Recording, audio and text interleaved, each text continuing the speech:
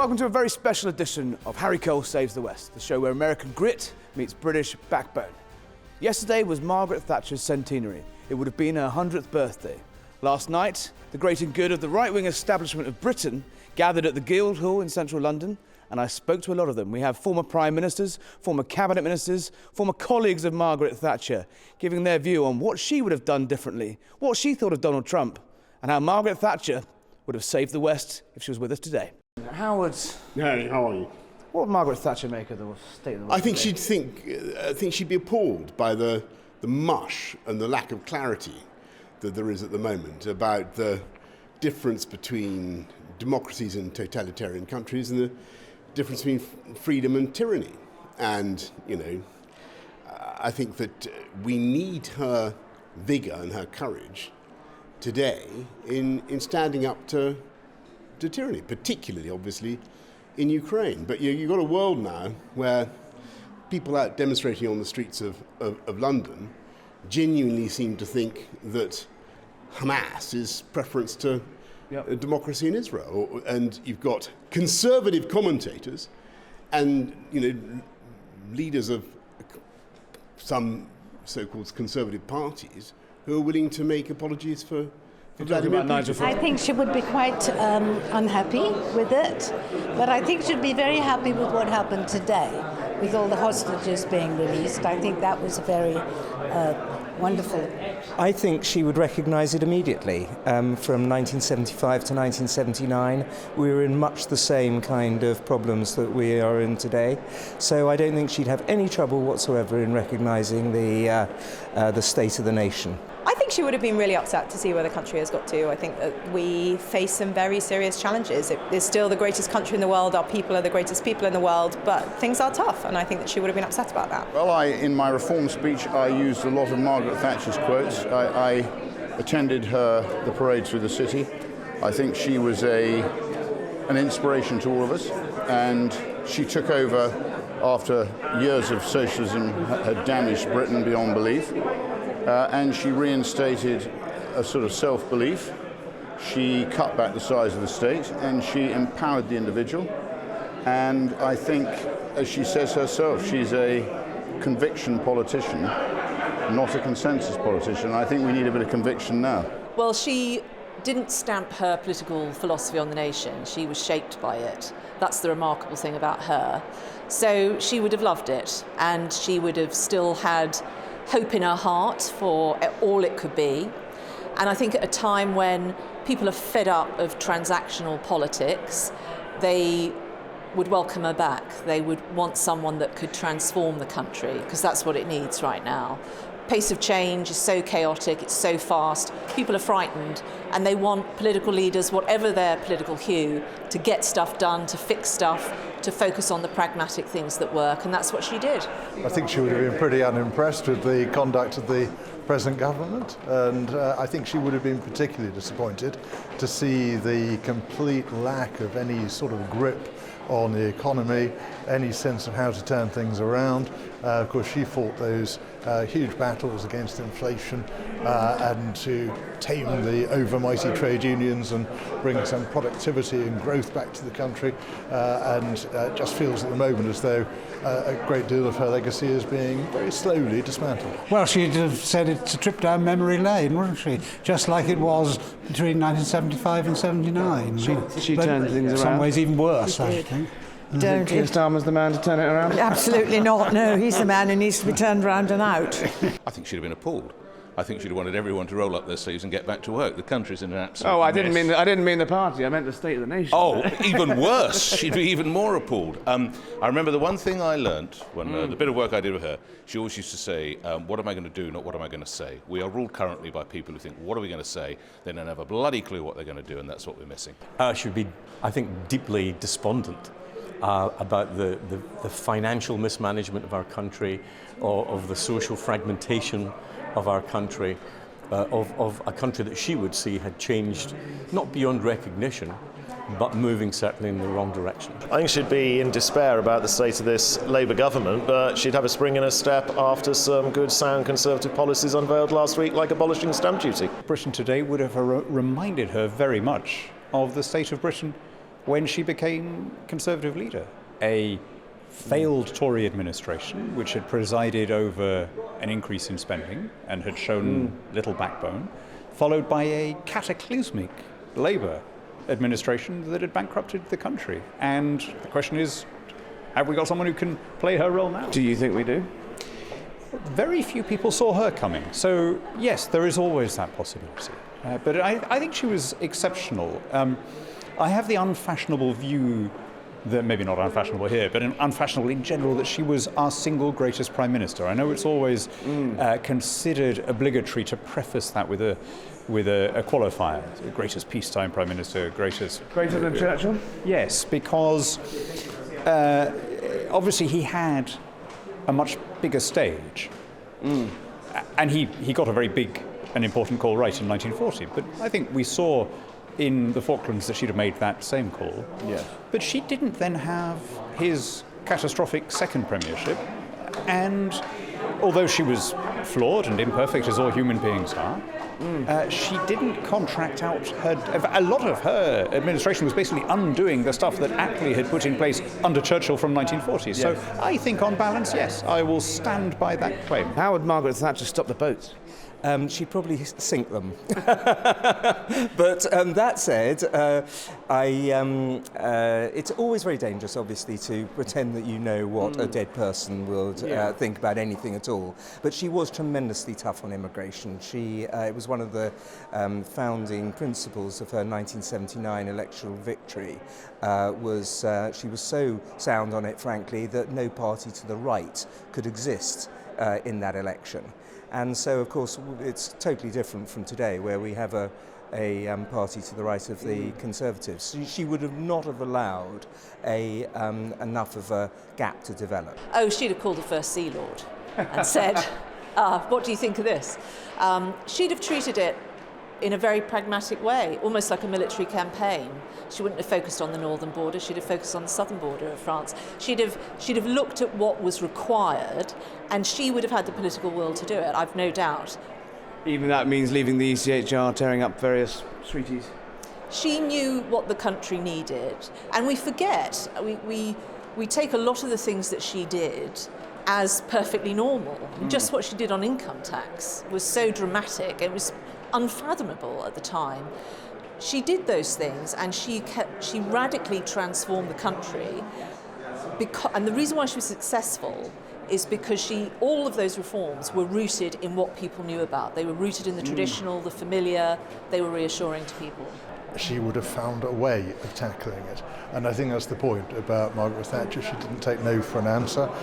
She would have stood up. She would have made sure that she built the necessary alliance. Even if walking away from the ECHR and leaving the Strasbourg? Well, obviously they're very different times now. I think now you've got a very wide coalition starting to assemble, accepting that ECHR needs to, at the very least, be changed very dramatically, with people like Jack Straw and David Blunkett saying that, and Lord Sumption as well. Well, she didn't have the problem of the quangocracy that we had. We forget that she had a civil service that was still operating according to the Armstrong principles, and the Armstrong principles said, whatever the minister says goes. Yeah.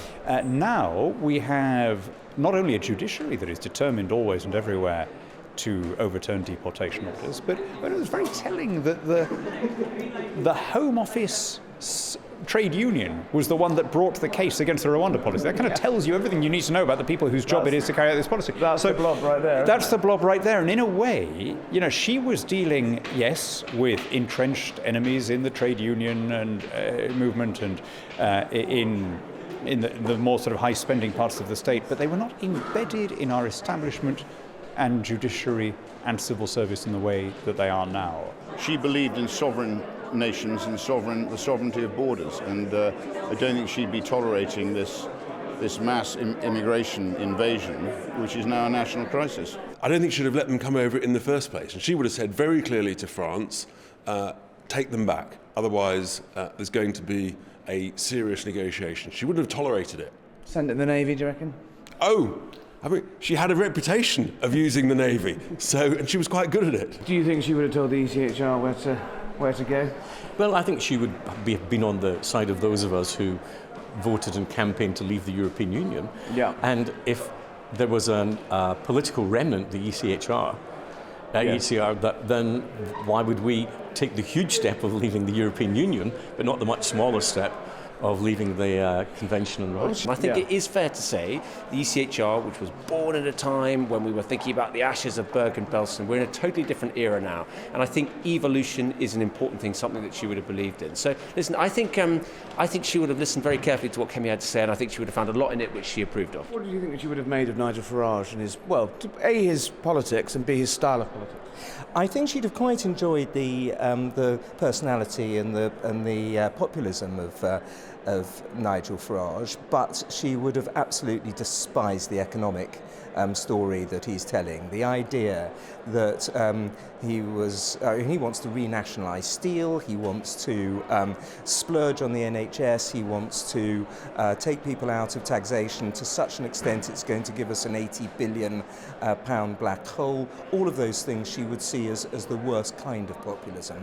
6 million people out of work on sickness benefits. 40% of our day-to-day spending is going to be on the NHS by the end of this decade. We're spending more on debt interest than the combination of our borders, our defences and our education.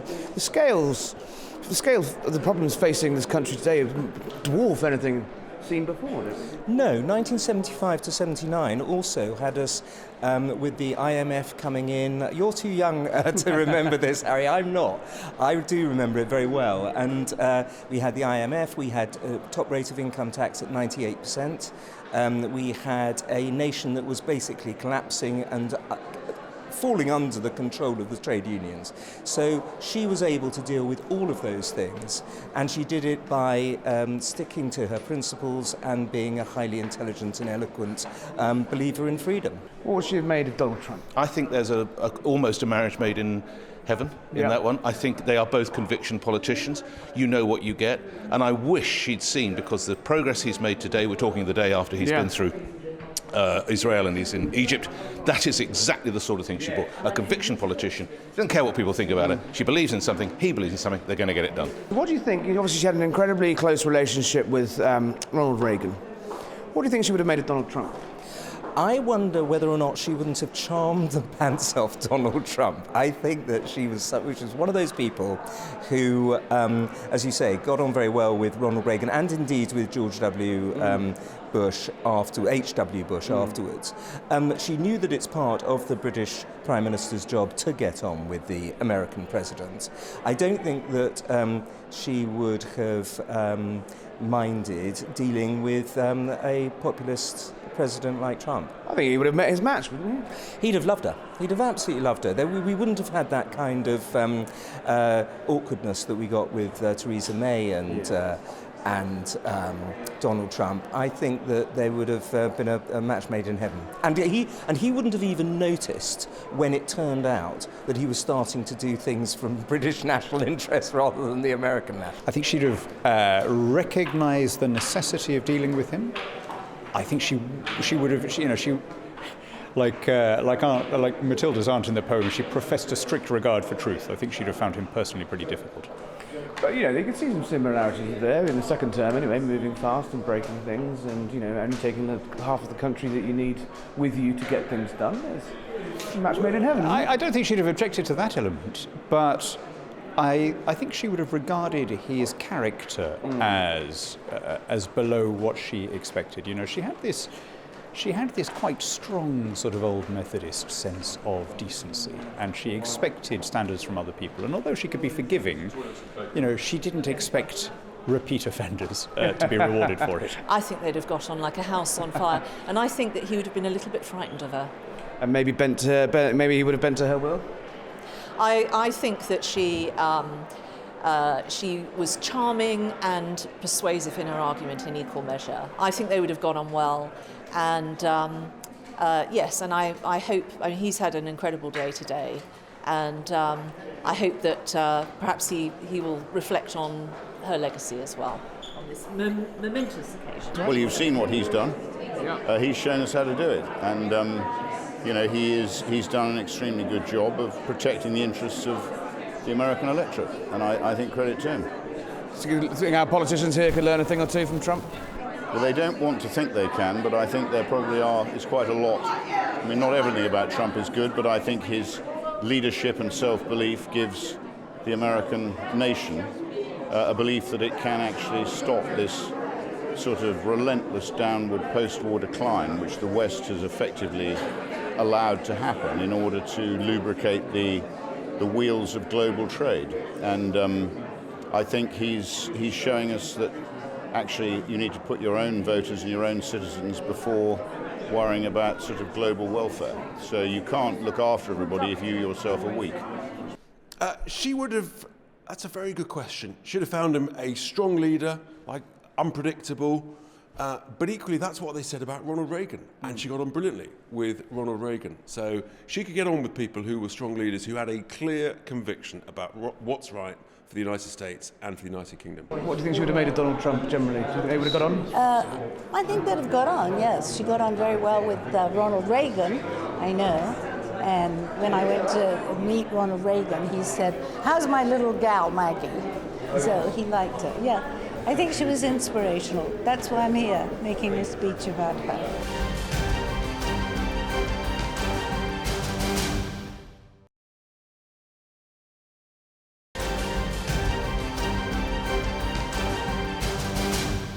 Welcome back to Harry Cole Saves the West. Don't forget to subscribe on my YouTube channel and you won't miss a thing. Harry Cole Saves the West for more exclusive content. Now, while we're here at the Guildhall for the Thatcher dinner, I obviously asked a burning question to a number of senior politicians about the ongoing row about Chinese spying. Nothing sums up, I think, to me, more the state of Britain than the allegations that a government collapsed a spying trial over the sake of protecting economic necessity with China. What's your response to that? I think to be in a position where you are having to bend down to a state that is so obviously acting in its own interests and against yours, because we are held as economic hostage, I think is it's embarrassing for us as a nation. Governments have fallen over pieces of birthday cake before. This makes previous scandals, if proven, look piffling. This is serious stuff. It's really substantial. It's very serious, and it remains the case as well, which is perhaps, if not the most serious thing, certainly a very serious part of it, that it seems very plausible that very senior sources in government have been actively dishonest about it, have lied about it. Is this the reality of the world we live in, though, that actually, we don't have any growth, our economy is in the doldrums, and actually, blowing up GDP for the sake of upsetting the Chinese would bankrupt the country?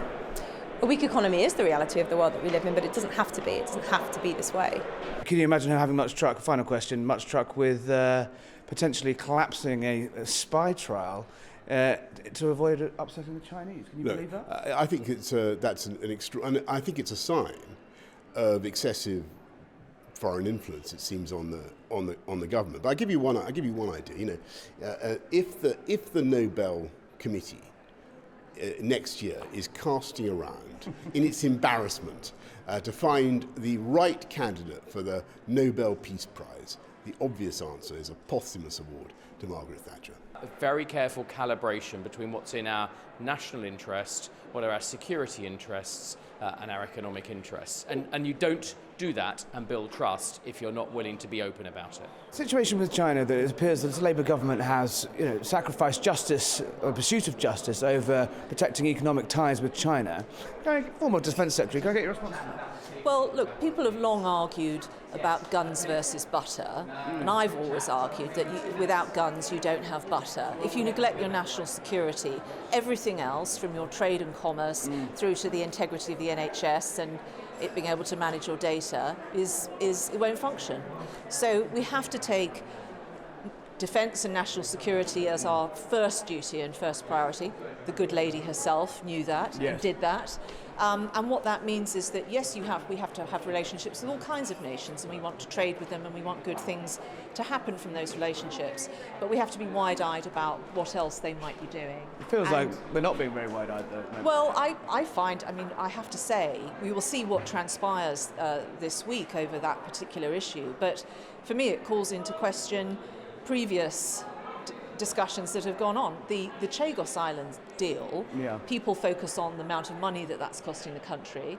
What's often forgotten is that it severely hampers our ability to defend ourselves. We can't put maritime sensors where we want. We've got to tell Mauritius every time we want to do something. It is severely cramping our ability to do what we need to do on the defence front. So we'll see where this goes this week. I'm not in Parliament, alas, to ask these questions, but I think if it turns out that there's been an agenda going on that Parliament hasn't been cited on, well, we should review those arrangements and those deals that have been done. Now, our next guest is a man who knew Margaret Thatcher personally and maintained a close personal bond with her in the later years of her life. He's currently the chairman of the Margaret Thatcher Centre. In the studio with us now, Conor Burns, former Tory MP, former minister, former close personal friend of Margaret Thatcher. Conor, last night we were joined by Sir Mark Thatcher in an astonishing interview. Do you think he captured there, what Margaret Thatcher was really like and what she'd think of what's going on in Britain today? In many ways. Look, Mark knew Margaret Thatcher better than almost anyone else, perhaps, other than Dennis Thatcher. He grew up not just listening to the public utterances, but hearing the private person behind the philosophy. And I think he reminded us all what it was she believed and why it resonated so much with the British people and indeed around the world during her time in office. He focused there on a lot of this idea that there's a missing ingredient in politics at the moment, which is conviction. And I thought it was fascinating that he sort of compared his mother almost to Donald Trump in America, who, love him or hate him, disagree with him or otherwise, you can't dispute, and all the polls show the American public do not dispute that he's getting things done and he has a driving force and mission. Why do you think that's so lacking in Britain now? And as of someone who's seen British politics up close from almost every angle in the last few years. So I think if you go back to the way Mrs. Thatcher approached her politics, she used to say, politics at its purest is philosophy in action. She believed that there were two sets of people who went into politics. There were those who went into politics to be someone and those who went in to do something. And I think when we review the last number of years, particularly, honestly, candidly, the last 14 years of Conservative government, we frankly left many more problems than we solved over that period. And I think that started out because too many people in the Conservative Party sought to be the heir to Blair, rather when than actually the heir to they had the heir. And Britain now, I think, needs someone of the character, the stamina, the will, the vision of Margaret Thatcher to come in and tackle these enormous problems that we have. Do you see anyone in the current crop of politicians that has that? Kemi Badenoch obviously has said that she wants to take that Thatcher flame and onwards. Do you think she's got the star quality that Sir Mark Thatcher says is required to do it? Well, it was very interesting what Mark said about Kemi Badenoch. One thing that Kemi and Margaret Thatcher had in common is they're both scientists in some way. Kemi's an engineer, Margaret was a chemist. And they approach the thinking about problems based on facts. They're not that much interested in sound bites. And Kemi's had a lot of criticism about the time she's taking to evolve policy. But I think she understands how disillusioned the public are with politicians who rock up and present very easy solutions to incredibly complicated problems. She is taking the time to thematically work through the challenges and come up with things that will work. I don't remember it, but I read it, that in 1977, one of the national broadsheets ran an editorial saying that Margaret Thatcher had all the charisma of a privet hedge, and in the interests of victory at the next election, she should be replaced by Ted Heath. So I'm prepared to give Kemi... It wasn't actually. I'm prepared to give Kemi some space here to do this. I don't think Britain needs star quality. I think it needs people with a determination to really tackle head-on the really difficult challenges. By the way, I can say this now. I'm not in politics. I'm not in politics anymore. There is a dance of lying going on in Britain today, and it's been going on for a while. The politicians are lying to the public, and the public are lying to the politicians. We are in this age where the public are demanding more and more services from the state, but yet want higher taxes, they say, to pay for that, except the taxes that they themselves would have to pay. I saw this week after week in my own constituency in House meetings. Let's have more of that. Who's going to pay for it? Well, let's put more on the rich, let's put more on this, put more on business. We've got to get back to a question of what is it we want the state in our country to do? What is rightly the preserve of the state and what should be left to the individual? I think that's a whole-scale rethink of our social contract in the UK. And the figures you were going through with Sir Mark Thatcher around the levels of borrowing, the growing levels of debt, this is coming to a once-in-a-generation head, I believe, and it will require complete honesty and candour from the public and the politicians. So you think the politicians are not being honest in the fact that they're not giving the public a reality check? But I do, and I remember Lady T once saying that when the noise between the two front benches was loudest, it was usually because the point of disagreement was at its least. And when we talk about £20 billion black holes within the context of the overall scale of public borrowing, 100 billion a year, what was it, 14 billion last month alone? Yes, exactly. That we borrowed? Well, and the fact is that we are spending more on debt interest than we're spending on defence, education and the home. And the protection of our borders all wrapped up into one. Warning there from Sir Mark that Britain's heading potentially to another IMF-style bailout. Do you think it's that bad? I don't think the IMF have enough money to do it this time. Who's going to bail out the bailouters? I think I think we're going to need a recalibration of our public finances. Look at the stock market. All the indications are that the companies are severely overpriced, both here and in the United States. There will probably be at some point soon a correction. That correction could be severe, and that will require, whatever governments are telling us currently, that will require really significant changes to our approach to tax and spend in this country. And we need to stop pretending to the public that you can have more and more state without penal levels of taxation. Do you wish you had said that to them? Given, without being putting too fine a point on this, and I'm trying not to be rude, and this comes from a position of respect. Given you lost your seat in the last election, do you think perhaps the Tories could have been more honest on the way out than they were? And actually, that election result was almost kind of inevitable after 14 years, as Sir Mark was talking about the secular process of British politics. Do you wish you'd said all this when you were in power? I did say a lot of it privately. I said some of it publicly. Now, you know the old joke about the best way to keep a secret was to say it in the House of Commons. Yes. I actually said in the speech I gave when Margaret died that I would welcome the battle of ideas returning to domestic politics. We didn't confront the public with the truth.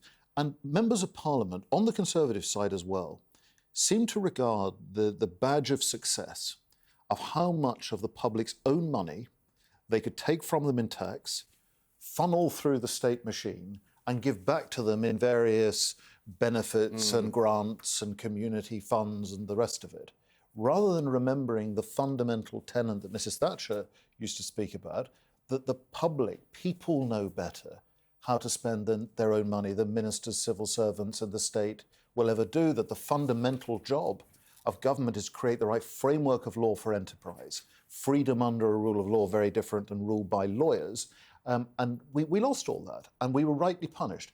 And this lot that we've got now, I mean, they're even worse than we imagined, but they only had to be not Conservatives to win the last election. I can't recall a time when a party was less challenged on what it would do in government, and we're seeing the inevitable consequence of that play out. The inevitable consequences of that is the Tory party still struggling to regain credibility, and Nigel Farage surging ahead to 35%, in the polls. I think nothing sums up more quite how lily-livered this country has become by this current political storm that should be engulfing, but isn't quite yet engulfing Downing Street, about collapsing a trial of two men accused of spying for China to not upset the Chinese and not upset Chinese trade interests. I can't imagine Margaret Thatcher having much truck with that. None at all. None at all. And I think, we talk about how Mrs. Thatcher started with first principles. She wouldn't be talking about the planning permission. She wanted to know what the hell it was the Chinese needed this deep basement for in their embassy. Right? She'd have wanted to know what it was all about, and she'd have simply said no. And there is something about this that doesn't smell right. And I remember, Harry, I became a meme over a piece of cake. Gosh. A piece of cake. Yes, indeed. Do you remember? You were ambushed by the cake. Boris was ambushed by the cake, but apparently there was no cake. Yeah.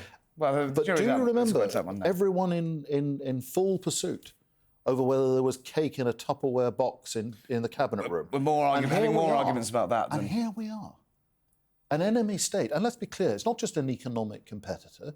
It is a state that wishes our values in the West harm. And there is a trial of two people who seem to be allegedly agents in some way of that regime, spying. And the trial's collapsed. And it seems to go all the way to Downing Street. I know you over a long period of time. Sadly, you're now in the States, but I'm sure that your spirit in newsrooms across the country will be pursuing that. I hope so. I think it will definitely come to a very, very unpleasant end for the current government. Are we in hock to the Chinese? Can we ever get out? Isn't that talking about levelling with voters and politicians being straight with the public? Haven't they just got to say, you know what? This is the mess we've got ourselves into, and if you want all those cheap imports and solar panels and electric car batteries and Lord knows what else you can buy on Temu, then this is the reality of it. This is how we have to play the game. You've got to be very clear with the public and in terms of the framing of your own policy, particularly on AI, right? Because that is the next thing. If it's the United States or China, and it will be one or other, potentially both, who get the breakthrough there, they will run the global order. And the problem with the Chinese, not the problem, it's very good for them, they don't think in piffling little 4-year election cycles. They're thinking in decades and half centuries. That's because they are a communist, freedom of a communist dictatorship. Indeed, and I'm not advocating for, I'm liberated from public office, and unless I run for chairmanship of a golf club someday, I don't intend ever to have my name on a ballot paper again, but I'm still in favour of elections. We are incredibly short-termist in the West. And we have to be honest about what we would need to do. There was a piece in one of the papers in the last couple of days about the robot factories in China and how the only people there are the janitors who and the security sweep the floors and the security guards. There aren't even lights in these factories. They are marching ahead of us, and unless we get serious about that and understand the consequence of that, try to catch up and try to carve out the regulatory framework, we will find that what's going on with China now, Belt and Road in Africa and elsewhere, will be, our ancestors will look back and wonder how on earth we screwed this up. Conor Burns, thank you for joining us on Save the West with some chilling words there. And don't go anywhere, we'll be back after this.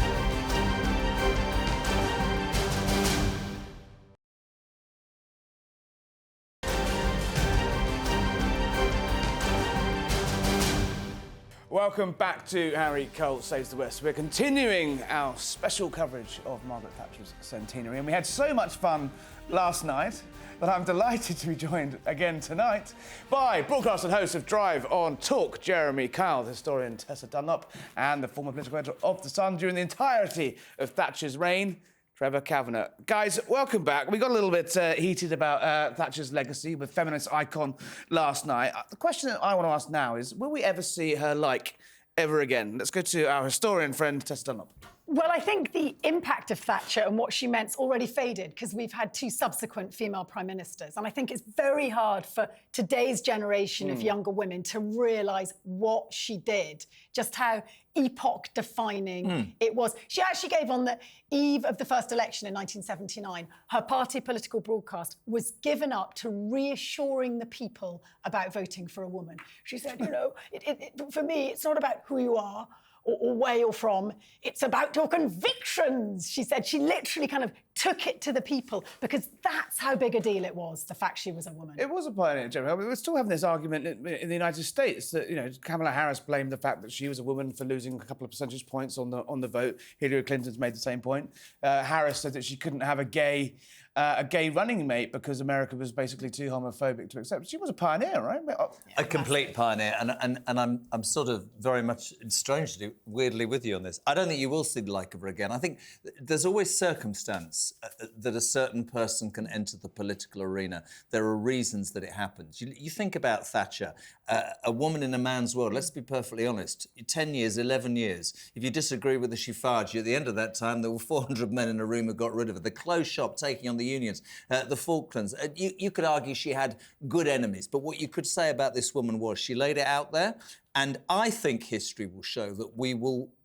I don't think there will be a leader of that is braveness the right word? She was ill. brave. She was brave. That is the word for me, brave, and didn't care. Trump-esque will say, Sometimes didn't care what was brave. thrown. But Trevor, I'm just interested. The idea of a free market economy, it'd been kicking around since the early 70s. What she did was she grabbed it, hauled it into existence. But somebody was going to have to do that, weren't they? It just happened to be Thatcher. This is true, and all the circumstances at the time pointed in that direction. Someone had to do it. And the big difference between now and then, and whether or not there could be another Margaret Thatcher, is that the world has changed totally. Yeah. And it's basically irreconcilable. You can't have one person coming in and saying, this is what I'm going to do anymore. I mean, we're going to have, if there's another woman Prime Minister, for instance, it probably will be Shabana Mahmood. And I think the current Labour Home Secretary. That will be the first Muslim Prime Minister, as well as the first Labour woman Prime Minister. And that is for a reason, because she would be acceptable to the Labour Party. I'm assuming that Starmer isn't going to last till the next election. I would put money on Shabana Mahmood becoming the next Prime Minister.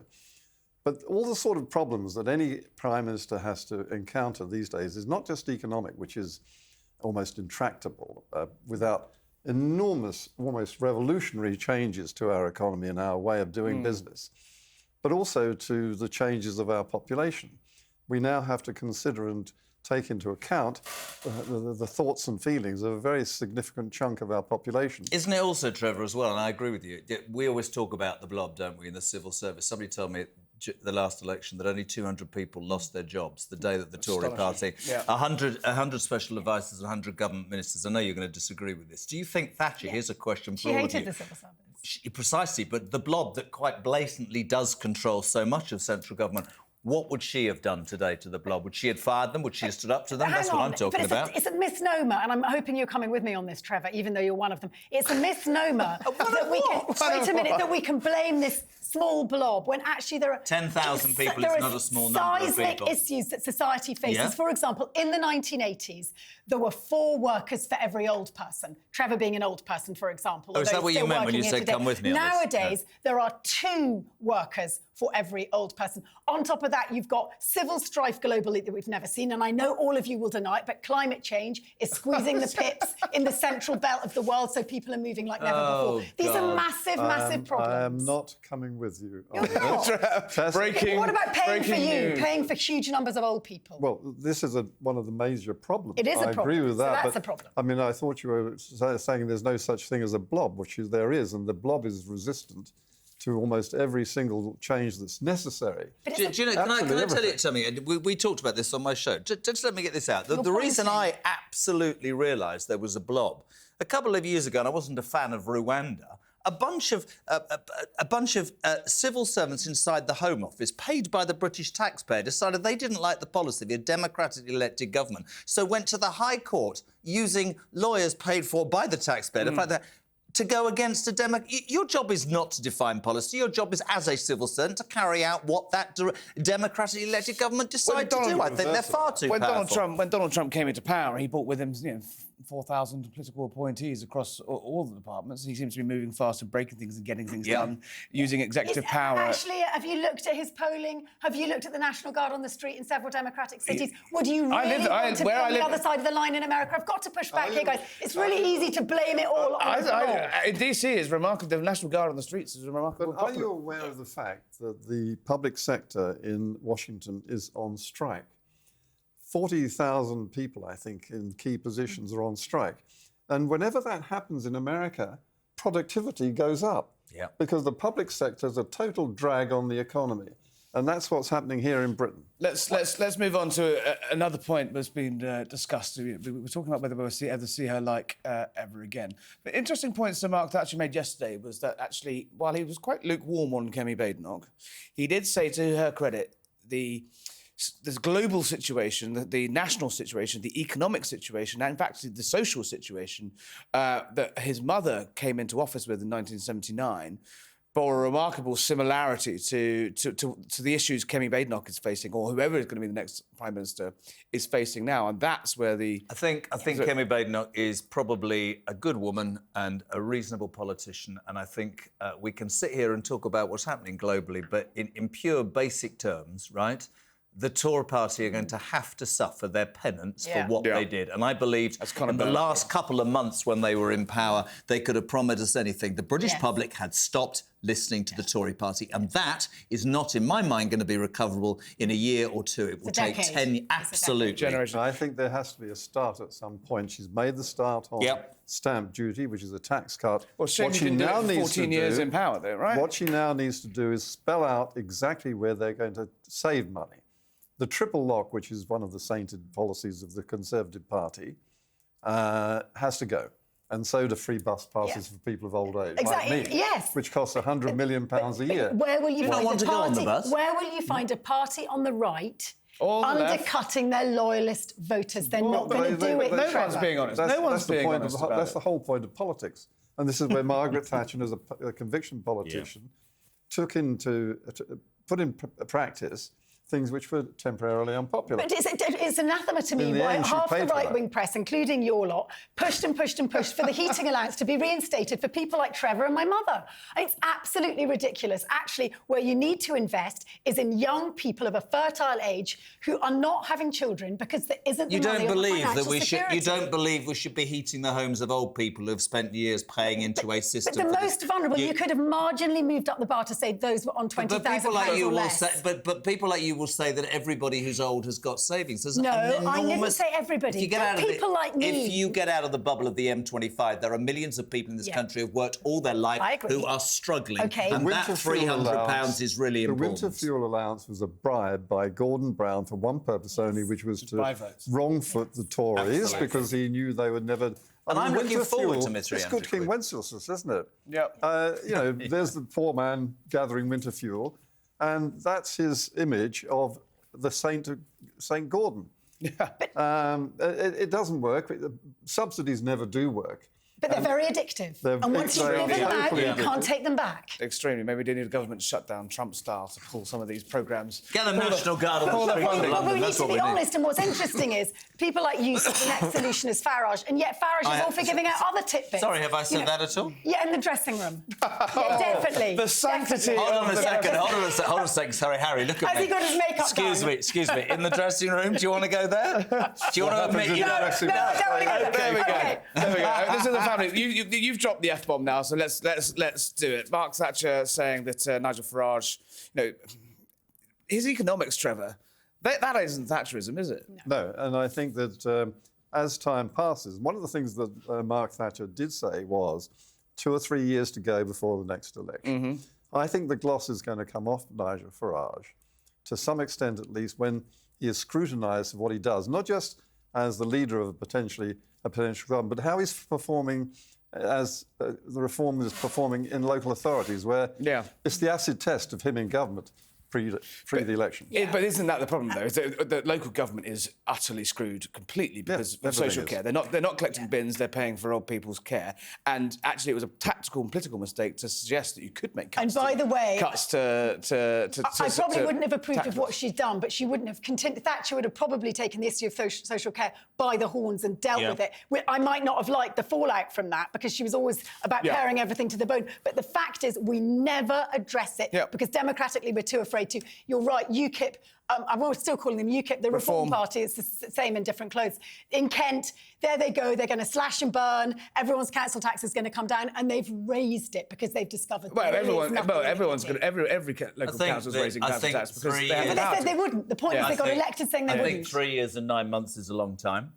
I think from where I sit, it's fascinating to watch the mainstream media and institutions in this country panic their bits off about what might or might not happen. But I just want to say one thing before we finish. Somebody said to me the other day, and you would actually accept this, when the silent majority in this country suddenly realise that their voice can be heard, whatever colour the government is, they are in trouble. What Farage is doing right now is he seems to have his finger on the pulse of what people are interested in. pulse of There is people's no other grievances. politician But right that now. is But grievances are what make people interested. No. Yes, of course. Trevor Kavanagh. Since we're talking about ancient history, on which I'm an expert, Never. one of Margaret Thatcher's heroes was a guy named Sir Roger Douglas, who was the Chancellor or the Treasury Minister in the New Zealand government of the 80s. And the country was on the verge of going bust. because it was basically Scandinavia without no money. Sounds a little bit familiar. A little bit familiar. So brief visit back to London. He abolished all the tariffs, but also abolished all the subsidies, and it caused absolute mayhem. But New Zealand, from that point on, became the most stable and prosperous economy for its size in the world, alongside Australia, but on its own because of those policies. They lost the next election. Well, that's the price that people... Conor Burns, who was on the show earlier, was saying exactly that. You know, we're in this. The problem is that, you know, to level with the public on exactly what needs to be done. Yeah. You're going to get... There's your conviction politician, that's what you need. And actually, if Thatcher's issue was something like 29 million strike days a year when she came to power, that she pared down to 2 million, the problem today is huge numbers of economically inactive. Yeah. How do you deal with things like PIP? I mean, the fuel allowance is just the thin end of the wedge. These are really difficult questions, and they're ideologically harder for Labour to deal with. How do you do the right thing and get re-elected?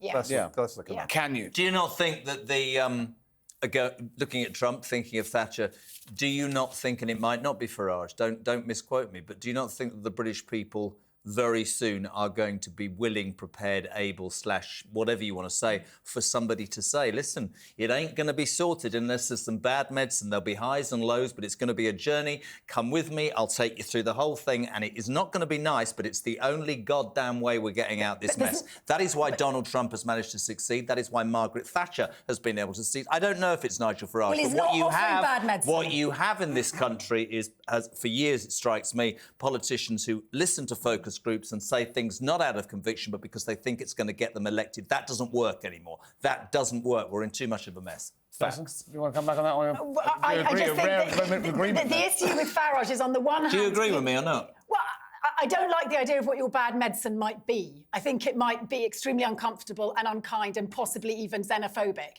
But, you know, where because does it's really that easy. come from? Because you tack much harder to the right than me. We've had these discussions before. But well, who will you vote for? If you had to vote tomorrow, you'd vote Farage, wouldn't you?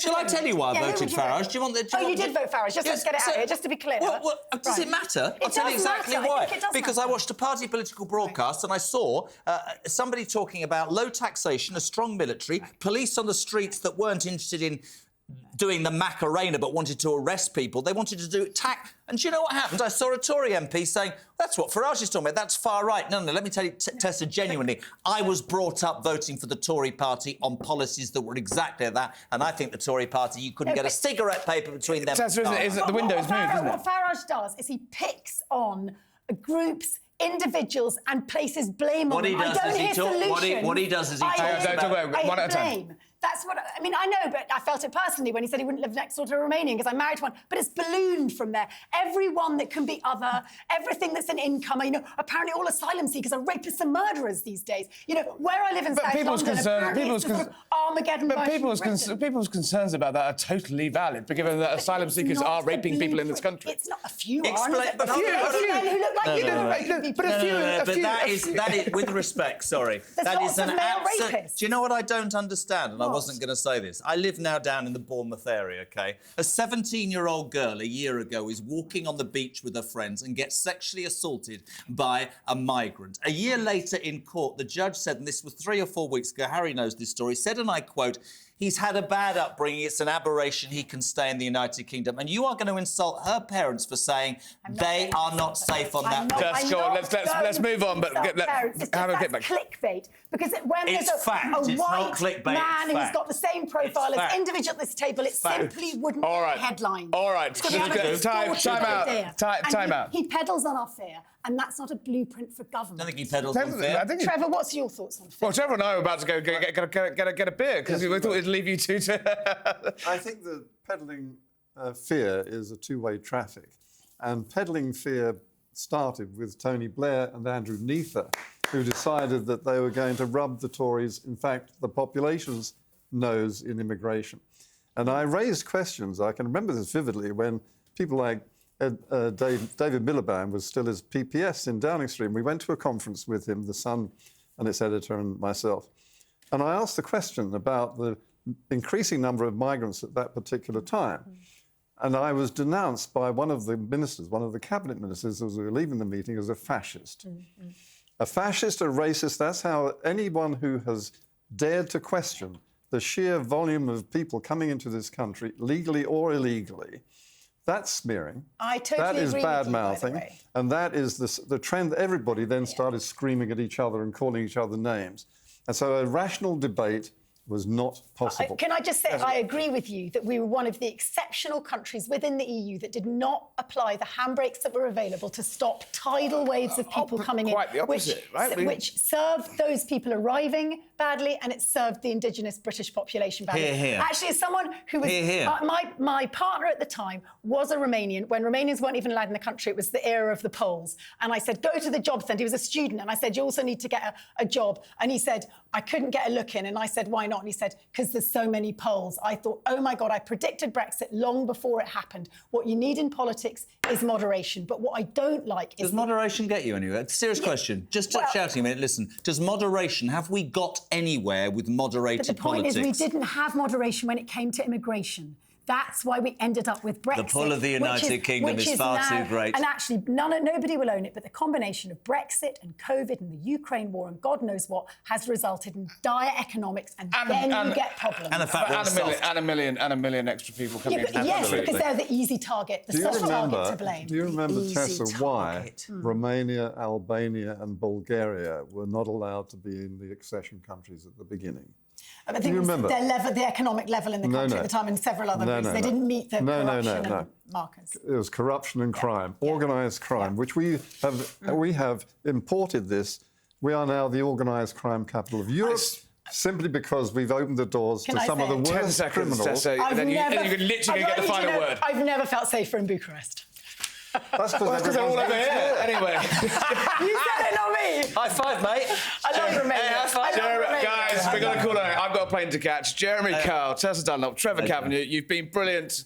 When I'm next in London, you're definitely all coming back on. Thank you for coming. Thank you for attempting to save the West. That was Harry Cole Saves the West. Don't forget to subscribe. I will see you on Wednesday back in DC.